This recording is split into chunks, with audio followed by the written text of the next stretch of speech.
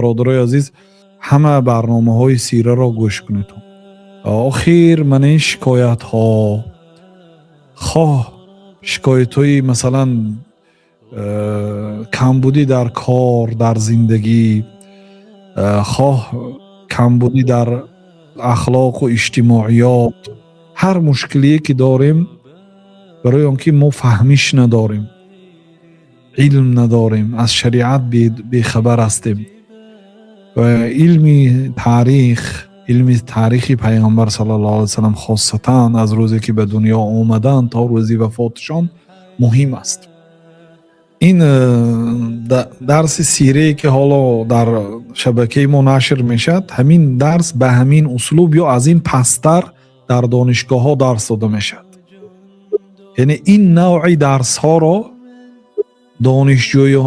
دانشگاه های عالی می آموزد. شما میتونید همین در خانه‌تان با پشت زدگی تماشا کنید در تلویزیون خانه‌تان. با دقت، خاصتا اگر از تلویزیون ببینید خوب است که برای فهم شدنش و برای فهمیشی مردم، خاصتا برای جوانان یا عموما حتی کسانی که علمی بلند ندارند، ساده شدنش برادر رو مهنت کردگی هستند. برای فهمیش با دقت گوش کنید.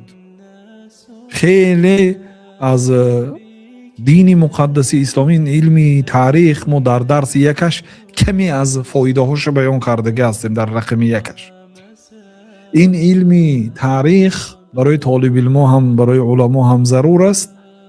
این هر یک آیت، هر یک حدیث کی فرامد، برای چی فرامد؟ ما این حدیث بارها شنیدیم، صدها مراتب شنیدیم، لیکن وقتی که در علم تاریخ میخونیم که برای کی این حدیث پیامبر صلی الله علیه و سلم گفتن، چرا گفتن، چی سبب شد که گفتن، باز فهمیشتان دیگر میشه. و این چونین درباره اون شخصیتایی که این دین مقدس اسلام به خدمت کردن و الله تعالی تقسیمات الله تعالی رو میبینید که به هر یک آدم الله تعالی فضیلت داده است. یک کاری کرده است که یک آدمی شاید در دیگر جانب ها از دست او چیزی نمی بیاید، لیکن در همین جانب یک خدمتی کرده است که خدمتی عظیم.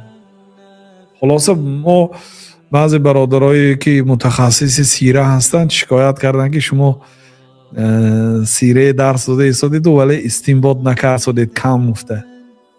لیکن آخر حال من دیده و دانسته نکرده ایستادیم بعضی گپ کارهای. شما باید خودتون فهمید خب این کارها 1400 سال پیش گذشته است، نقلش برای چی حاضر برای ما ضرور است، چی از این فایده گرفتن ممکن است. تاریخ اصلا تکرار میشه. باید شما با نظر عبرت، با نظر با دقت تماشا کنید، فایده گیرید.